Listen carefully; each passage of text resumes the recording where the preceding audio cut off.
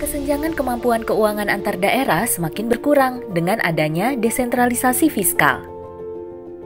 Namun, harus diakui masih banyak PR yang perlu dibenahi, termasuk struktur belanja daerah yang belum fokus dan optimal, local tax ratio yang masih cukup rendah, dan pemanfaatan pembiayaan masih terbatas.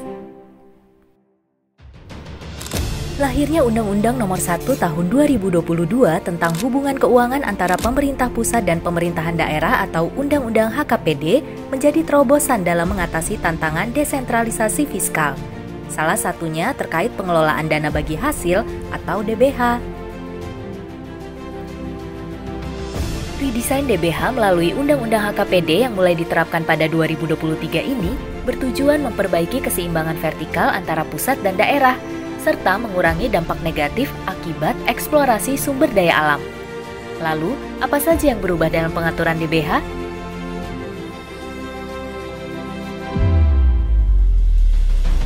Pengalokasian DBH berdasarkan realisasi T-1 atau realisasi tahun sebelumnya, sehingga ada kepastian alokasi dan alokasi pun jadi lebih presisi. Kapasitas dari pemerintah daerah, masing-masing daerah itu menjadi hal yang kemudian perlu digarisbawahi atau perlu dilihat lebih lanjut. Karena sekali lagi dengan adanya UHKPD ini, pemerintah daerah didorong untuk lebih precise dalam menyusun program gitu ya. Sehingga pencapaian mereka di tahun berjalan itu akan menentukan bagaimana mereka akan mengajukan anggaran di tahun berikutnya. Pengalokasian memperhatikan kinerja daerah, sehingga alokasi DBH dilakukan 90% berdasarkan formula dan 10% berdasarkan kinerja, antara lain mendukung penerimaan negara dan upaya pemulihan lingkungan. Akhirnya ini kembali bagaimana Pemda bisa meningkatkan kapasitas mereka gitu ya, untuk menyusun program. Karena ini hal-hal baru yang mungkin tidak semua Pemda terbiasa ya dengan hal ini. Tapi sebenarnya tujuannya bagus. Jadi untuk sama-sama bertanggung jawab terhadap tidak hanya penyelenggaraan fiskal, tapi juga hal-hal lain di luar itu. Termasuk di dalam tadi masalah misalnya perbaikan lingkungan di masing-masing daerah. DBH juga dialokasikan kepada daerah penghasil, pengolah, dan non-penghasil yang berbatasan langsung dengan daerah penghasil. Dengan adanya redesign ini mengakomodir ya, tanda kutip keluhan dari daerah-daerah selama ini yang merasa perlu mendapatkan DBH juga. Mungkin mereka terkena dampak eksternalitas negatif dari misalnya kegiatan pengurukan migas misalnya ya, seperti itu.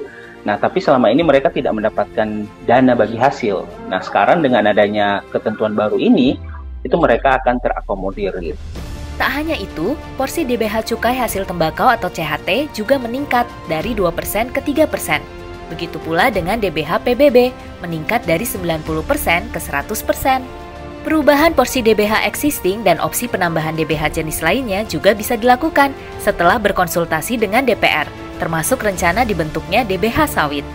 Dengan adanya tambahan ya, usulan yang bisa diberikan untuk DBH ini bisa berpotensi meningkatkan kapasitas fiskal daerah yang mungkin selama ini tidak masuk ke dalam penghitungan DBH indikatornya, karena kan selama ini DBH itu terbatas. Dan tentu ini kalau kita bicara konteks jangka panjangnya, harapannya tentu dengan semakin meningkatnya kapasitas fiskal daerah-daerah ini, itu juga bisa berpotensi meningkatkan pelayanan publik misalnya, dan bisa itu tadi bisa dialokasikan untuk belanja yang lebih produktif misalnya.